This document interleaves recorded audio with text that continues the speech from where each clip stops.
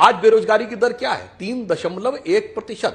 2018 के बाद सबसे बेहतर स्थिति में, यानी कोविड के बाद हम बिल्कुल स्टेबल स्थिति में आ रहे हैं। मैं हूं यासर मलिक।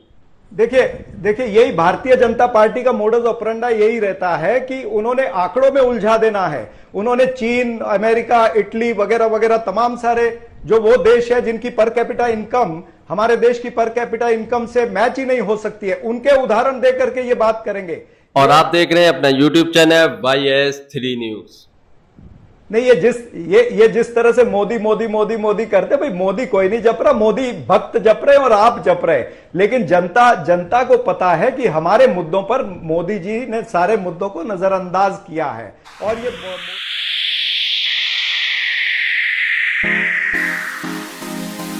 आज तक पर हुई एक डिबेट में बीजेपी के प्रवक्ता सुधांशु त्रिवेदी तमाम मुद्दों के ऊपर झूठ बोल रहे थे, जिसमें बेरोजगारी का भी मुद्दा उठाया गया था। तो बेरोजगारी के मुद्दे पर भी वो बता रहे थे कि भारत में बेरोजगारी बिल्कुल नहीं है, पहले के मुकाबले हम दर बहुत नीचे ले आए हैं और अब 5 कुछ पर जो है दर आ गई है बेरोजगारी की। तो बहुत ज्यादा बेरोजगारी खत्म कर दी है बीजेपी ने, मोदी सरकार ने। तो वहीं पर कांग्रेस के प्रवक्ता चरण सिंह छापरा भी बैठे थे। उन्होंने जब हकीकत दिखाई तो सुधांशु त्रिवेदी ने मुंह लटका लिया, क्योंकि कांग्रेस प्रवक्ता ने पूरी पोल खोल कर रख दी बेरोजगारी के ऊपर बीजेपी की, क्योंकि बीजेपी आंकड़ों में उलझाती है और जमीनी हकीकत देखती नहीं है। इसीलिए कांग्रेस प्रवक्ता ने उनकी धज्जियां उड़ा दी। तो वहीं पर अंजना कश्यप ने भी बीजेपी के प्रवक्ता को घेरा। तो आप पूरी डिबेट जरूर देख कर जाइए। वहां भी एक चाचा भतीजा आपने अलग किया है, वहां भी एक भतीजे आपकी तरफ है, अजित पवार। क्या होने वाला है सर? कैसे संभालिएगा? सबकी अपनी अपनी महत्वाकांक्षाएं हैं। सुधांशु जी,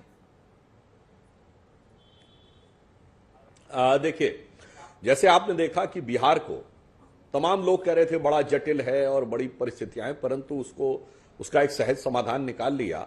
महाराष्ट्र में भी आप निश्चिंत रहिए कि इससे पहले कि ये महाविकास आघाड़ी वाले अपना समाधान निकाल पाएंगे, उनको पीछे करते हुए हम लोग उनसे आगे नजर आएंगे। और इन चीजों का सही कारण ये है कि देखिए, कई बार होता है, ऐसी बात नहीं है कि अलग अलग मतभेद होते हैं, सबका अपना अलग व्यू होता है, अलग अलग पार्टियों का अलग व्यू होता है, परंतु समाधान तब निकलता है जबकि एक सर्वमान्य अप्रोच सबके अंदर होती है। जैसे नीतियों को लेकर और नेतृत्व को लेकर और नियत को लेकर, इन 3 चीजों को लेकर हमारे किसी भी गठबंधन सहयोगी में महाराष्ट्र में किसी प्रकार का कोई संशय नहीं है। मोदी जी का नेतृत्व और मोदी जी की देश के लिए नियति और जो हमारी नीतियां हैं, तो मुझे लगता है उसके बाद जो भी बातें रहती हैं वो केवल टेक्निकल रहती हैं और टेक्निकल चीजों का एक्चुअल समाधान निकालने की पूरी व्यवस्था तर्क संगत आधार पे, युक्ति संगत आधार पे और सबके सम्मानजनक स्थितियों को ध्यान में एक और भतीजे की फोटो हम दिखा रहे हैं सुधांशु जी, एक और भतीजे की फोटो दिखा रहे हैं, बाला साहब के भतीजे की, जिनकी आज मुलाकात हुई है गृह मंत्री से।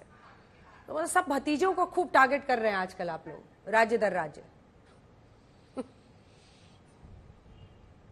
नहीं, देखिए, हमारे साथ जो भी भतीजे हैं वो सब सकारात्मक भूमिका निभा रहे हैं। भतीजों की समस्या दूसरी जगह बड़ी समस्याजनक है। जैसे आप याद करिए, यूपी में भी एक बुआ और भतीजे का गठबंधन हुआ था, तो बुआ को भी रास नहीं आया, भतीजे को भी नास नहीं आया। तो आपको याद हो, बंगाल में भी ये बुआ भतीजा हैं। तो भाई लखनऊ वाली बुआ जी को थोड़ा पहले समझ में आ गया था कि भतीजा उनके लिए समस्या है। अब कलकत्ते वाली बुआ जी का सगा भतीजा है। देखिए क्या होता है आने वाले टाइम में। तो इस पे निर्भर नहीं करता है कौन चाचा है, कौन भतीजा है, कौन बुआ है, कौन भतीजा है। इस पे निर्भर करता है कौन किस नियत से, किसके साथ और कहां खड़ा है। अब देखिए छापरा साहब, सुप्रिया सुले, रोहित पवार, 2 नाम जिन्होंने खुलकर न्योता दिया था राज ठाकरे को, इसके बावजूद वो उधर जा रहे हैं। और बिहार की आप यथास्थिति देख लीजिए ना, पशुपति पारस भी लास्ट तक वेट करते रहे, वो उम्मीद से थे कि शायद उनको 1-2 सीट मिल जाए तो वो भी इधर आए। सब ये मान रहे हैं कि विनिंग साइड इधर है और उधर रहने की कवायद में लगे हुए हैं। चाहे चिराग पासवान भी एक वक्त पर हो रहा था कि हो सकता है तेजस्वी यादव के बुलावे पर जाए, लेकिन बात जब लोकसभा चुनावों की आती है तो सारे एनडीए का हिस्सा बनने के लिए आतुर दिख रहे हैं। राज्य दर राज्य ये दिख रहा है। नीतीश बाबू ऐसे ही चले गए। छापरा साहब, देखिए, विनिंग साइड तो ये लोकतंत्र के अंदर जनता तय करती है, ये हम टीवी चैनल पर बैठ करके तय नहीं कर सकते हैं। जहां तक आपने ये सारे अभी डिस्कशन की बात है, मैं आपको बता दूं कि देश की जनता भी ये देख रही है। अगर पशुपति पारस वाला मामला है या जेजेपी वाला मामला है या किस तरह से इन्होंने एनसीपी के दो फाड़ किए या फिर शिवसेना के दो फाड़ किए। शिवसेना के एक विधायक ने तो सोशल मीडिया पर कह दिया था 50 खोखे सब कुछ होके खोखे सरकार, ये तो टैगलाइन बन गई थी महाराष्ट्र के अंदर। तो मैं कुल मिलाकर के ये कहना चाहता हूं कि बीजेपी की जो ये पॉलिसी है यूज एंड थ्रो की, ये टिश्यू पेपर के जैसे वापरते हैं, इस्तेमाल करते हैं और फिर फेंक देते हैं, ये देश की जनता भी देख रही है और छोटी पार्टियों को इसका एहसास भी हो रहा है। तो कहीं ना कहीं भारतीय जनता पार्टी का जो ये रूप है, इसका नुकसान भी बीजेपी को आने वाले चुनाव के अंदर होगा। ये सिर्फ ये ना सोचे कि ये आ रहे हैं वो आ रहे हैं और बिल्कुल नरेंद्र मोदी जी का जो नारा है अब की बार 400 पार, ये इस तरह का नारा ये सिर्फ रेटोरिक बन करके रह जाएगा। धरातल पर ऐसी कोई बात नहीं है। धरातल पर तो जनता के मुद्दे हैं, धरातल पर तो महंगाई की मार्ग वाला मुद्दा है कि आज महंगाई क्यों बढ़ गई है। ये मुद्दा है कि क्या मोदी जी कहते हैं 400 पार, क्या आप जो डीजल पेट्रोल है वो 100 रुपए से नीचे करके 35 रुपए पे ला सकते हैं जो आपका वादा था? डीजल क्या 35 रुपए हो सकता है? कर सकते हैं क्या? एलपीजी गैस जो है वो आप 1000 रुपए पर ले गए हो, उसे 450 पर ले आइए ना। कब लाएंगे? अगर नरेंद्र मोदी जी बड़ी बड़ी बातें, बड़े बड़े भाषण आजकल चल रहे हैं उनके शक्ति पर, तो उनकी शक्ति से पेट्रोल डीजल के भाव भी कम होने चाहिए, एलपीजी के भाव कम होने चाहिए, जीवन आवश्यक वस्तुओं के भाव कम होने चाहिए। आज जो देश के अंदर समस्या है, जो आर्थिक विषमता है, या जो किसानों के साथ इन्होंने वादे किए थे, आय दुगनी करने का वादा किया था, या फिर इन्होंने जो देश के नौजवानों के साथ वादा किया था, ये अग्निवीर क्यों लेकर के आए हैं? भाई अग्निवीर तो युवा चाहता ही नहीं है।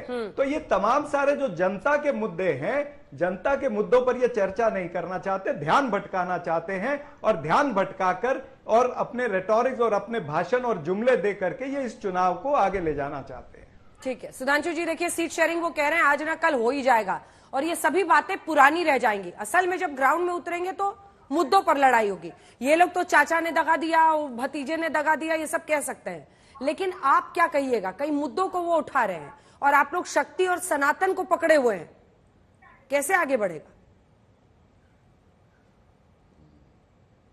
मैं दोनों बातों का उत्तर देता हूं। सापरा जी ने कहा कि हम यूज एंड थ्रो करते हैं। मान्यवर, ये बताइए, आज हम सबसे बड़ी पार्टी हैं बिहार में, इसके बावजूद हम 17 सीट लड़ रहे हैं और 23 एनडीए सहयोगियों को दिए।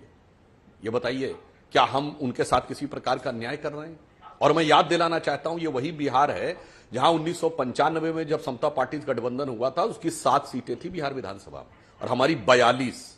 इसके बावजूद जो 96 का लोकसभा हम लड़े थे, तो हमने अपने से बराबर की सीटें उनसे दी थी। तब झारखंड भी इसका हिस्सा था और पूरे 15 साल लालू प्रसाद यादव जी के कार्यकाल नेता प्रतिपक्ष भाजपा का था, परंतु हमने नीतीश कुमार जी को सीएम बनाया था। हम यथार्थ पे चलते हैं। अब आपने मुद्दे की बात कही, तो मैं चरण सिंह सापरा जी से विनम्रता से पूछना चाहता हूं, इससे महंगाई की दर कितनी है?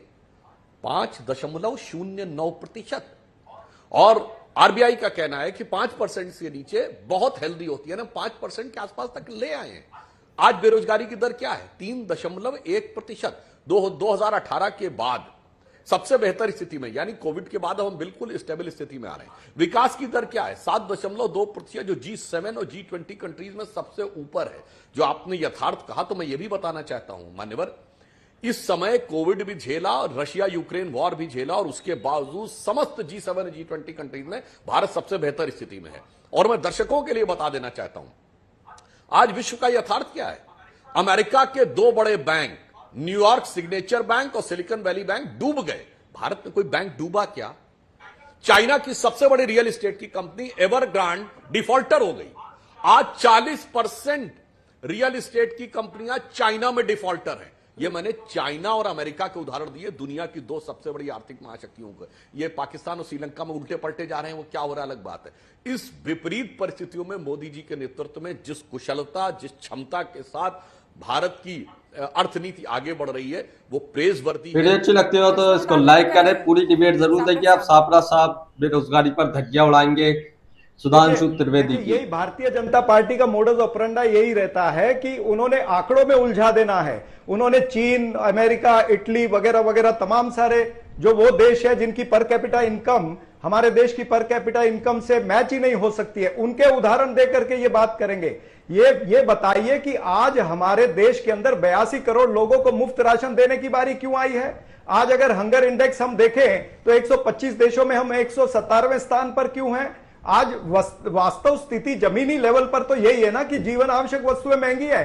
आटा, चावल, दाल, दूध, दही, सभी खाने की चीजों पर आपने जीएसटी लगा दिया है। कपड़ा, ये चप्पल से लेकर के और हवाई चप्पल से लेकर के हवाई जहाज तक सब चीजें महंगी हो गई हैं। ये नरेंद्र मोदी जी कहते थे ना, मैं सस्ता करूंगा, बहुत हुई महंगाई की मार। तो ये जनता के मूल मुद्दे ये हैं। और जिस बेरोजगारी की दर आप बता रहे हैं, पूछिए उन युवाओं को जिनके पेपर लीक होते हैं, जिनके इम्तिहान नहीं हो रहे, या जिन्होंने इम्तिहान दिया और फिर वो खारिज हो जाते हैं, चाहे वो रेलवे के इम्तिहान हो या पुलिस भर्ती के इम्तिहान हो। ऐसी तमाम सारी चीजें धरातल पर है जिस पर भारतीय जनता पार्टी की नजर नहीं है। ये उद्योगपतियों की सरकार है। मैं मानता हूं उद्योगपतियों का आपने कॉर्पोरेट टैक्स 16 लाख करोड़ रुपया माफ किया, लेकिन अन्नदाता का आप माफ नहीं कर सकते। अन्नदाता का जो विषय हो उसके ऊपर आप ध्यान नहीं देंगे, लेकिन चंदादाता जो है, चंदादाता को आप प्रेफरेंस देंगे। चंदादाताओं के लिए आप इलेक्टोरल बॉन्ड से लेकर के तमाम सारी चीजें जो है उसके अंदर सहूलतें देंगे। जब जेटली जी ने ये लाया था 2017 के अंदर, तभी आरबीआई ने इस पर ऑब्जेक्शन उठाई थी और इलेक्शन कमीशन ने भी पत्र लिखा था कि ये उचित नहीं होगा, लेकिन इसको लाया गया। और किस तरह से इलेक्टोरल बॉन्ड के जरिए से चंदा दो धंधा लो, ये जो किस्सा चला है ये सारी जनता ने देखा है। और किस तरह से भारतीय जनता पार्टी और उनके जो एजेंसियां हैं, एसबीआई जो है, बैंक जो है, वो किस तरह से सारे डेटा को छुपाना चाहता था। ये तो सुप्रीम कोर्ट का भला हो जो सुप्रीम कोर्ट ने सारी चीजों को नजरअंदाज नहीं किया और इनको लताड़ा और कहा एसबीआई को कि आपको गुरुवार तक 21 तारीख तक सारी चीजें आपको देनी है। तो ये तमाम सारी चीजें हैं, ये जनता के सामने उजागर हो चुका है कि आपका भ्रष्टाचार, आपके दौर में महंगाई, आपके दौर में बेरोजगारी, आपके दौर में आर्थिक विषमता, आपके दौर में किसानों का उत्पीड़न, महिलाओं का उत्पीड़न, जो सड़कों पर खिलाड़ी महिलाएं बैठी रही हैं, मणिपुर का क्या हाल हुआ है, ये तमाम सारे मुद्दे, ये छूटने वाले मुद्दे नहीं है। ये 2024 का चुनाव जो है ये मोदी वर्सेस मुद्दा होगा। एक तरफ आप मोदी प्रोजेक्शन करेंगे और विपक्ष जो है वो मुद्दे प्रोजेक्ट करेगा, जनता की आवाज। एक छोटा सा जवाब और आपसे सापरा साहब, ऐसे में आपको लगता है जब इतने गंभीर मुद्दे हैं तो ऐसे में हिंदू धर्म में एक शब्द होता है शक्ति, मेरी लड़ाई शक्ति से है, ये लूज बॉल साबित हुआ? क्योंकि आपको भी पता है कि बीजेपी ने कैसे इस मुद्दे को लपक लिया है और अब वो डीएमके के सनातन वाले हिंदू धर्म के अपमान के बाद इसे दूसरे सबसे बड़ा अपमान की तरह आगे अपनी रणनीति बना रहे हैं। छोटा सा जवाब। देखिए अंजना जी, भारतीय जनता पार्टी इसी तरह से कुछ कुछ चीजें, वो अंग्रेजी में कहते हैं ना क्लचिंग द स्ट्रॉ, इस तरह से मुद्दे पकड़ना चाहती है। लेकिन मैं वही कह रहा हूं कि जनता इन मुद्दों पर नहीं जाने वाली है। राहुल गांधी जी ने जो शक्ति की बात करी है ना, वो उन्होंने उस शक्ति की बात की है जिस शक्ति से इस देश का सर्वनाश हो रहा है, जिस वजह से महंगाई बढ़ रही है, जिस शक्ति की वजह से बेरोजगारी बढ़ रही है। शक्ति तो रावण में भी थी, कंस में भी थी शक्ति, लेकिन रावण को मारने के लिए प्रभु राम को आना पड़ा ना, और फिर कंस जी का सर्वनाश करने के लिए कृष्ण जी को आना पड़ा ना।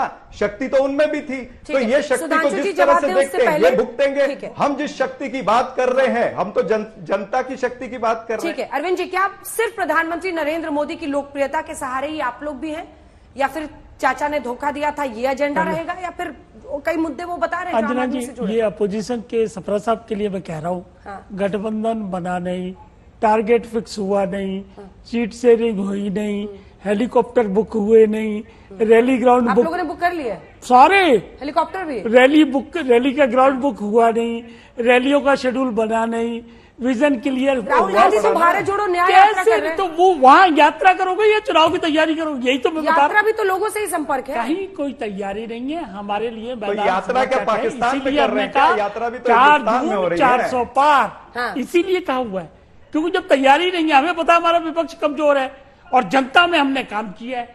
जो जनता किसकी माला जप रही है, मोदी मोदी मोदी मोदी मोदी मोदी, तो 400 के पार मिलेगा। इनके पास क्या जवाब है इसका बताइए? रोज आके डिबेट करते हैं, लेकिन उसमें से निकलता क्या है? क्या निकलता है ये बताएं मुझे, क्या निकलता है इन डिबेटों से? कितने इश्यू इन्होंने बनाने की कोशिश की? राफेल ले लो, पेगासस ले लो, अडानी ले लो, 20,000 करोड़ ले लो, अडानी दोस्त ले लो, पता नहीं कितने मुद्दे। वीडियो अच्छी लगी हो तो इसको लाइक करें, डिबेट पूरी जरूर देख कर जाइए। अभी इस पर भी सापना साहब इनकी धज्जियां उड़ाएंगे। और अगर आप गोदी मीडिया विरोध करते हैं तो हमारे चैनल YS न्यूज को सब्सक्राइब करें। 4 जून को आपको गिन के दिखा दें। ठीक है सर। आप सापरा साहब ठीक है, छोटा सा कमेंट। मुझे पता था राहुल जी पर इन्होंने डायरेक्टली बोला है तो आप जवाब देंगे थोड़ा सा। ये जिस तरह से मोदी करते, भाई मोदी कोई नहीं जप रहा, मोदी भक्त जप रहे और आप जप रहे। लेकिन जनता को पता है कि हमारे मुद्दों पर मोदी जी ने सारे मुद्दों को नजरअंदाज किया है। और ये मोदी जी का जो है ना, ये सत्ता जो चल रही है पिछले 10 वर्षों से, बस ये आखिरी है मेरे ख्याल से। इसके बाद में जनता उनके बहकावे में नहीं आने वाली, उनके जुमलों में नहीं आने वाली है, उनके भाषणों में नहीं आने वाली है, और जनता स्पष्ट निर्णय इस बार देने वाली है। तो दोस्तों, आपने पूरी डिबेट देखी। सुधांशु त्रिवेदी आंकड़े लाते हैं, पता नहीं कौन से आंकड़े होते हैं और जमीनी हकीकत क्या होती है तो सब आपको पता ही है। और वही कांग्रेस के प्रवक्ता ने उनकी धज्जियां उड़ाई इसी मुद्दे को लेकर, क्योंकि बीजेपी के प्रवक्ता आंकड़े बता रहे थे और कांग्रेस के प्रवक्ता ने उन्हें दिखाया कि जमीनी हकीकत क्या है, जमीन पर जाकर देखो, बेरोजगारी पता चल जाएगी। आप इस बात से कितना सहमत है, अपनी राय कमेंट बॉक्स में जरूर देकर जाइए। आपको ये डिबेट देखकर कैसा लगा और आप इस डिबेट के बारे में क्या कहते हैं, अपनी राय जरूर दें। अगर आप गोदी मीडिया का विरोध करते हैं तो हमारे चैनल YS न्यूज को सब्सक्राइब करें और हमें खूब ज्यादा से ज्यादा सपोर्ट करें। वीडियो अच्छी लगी हो तो इसको लाइक भी जरूर करके जाइए।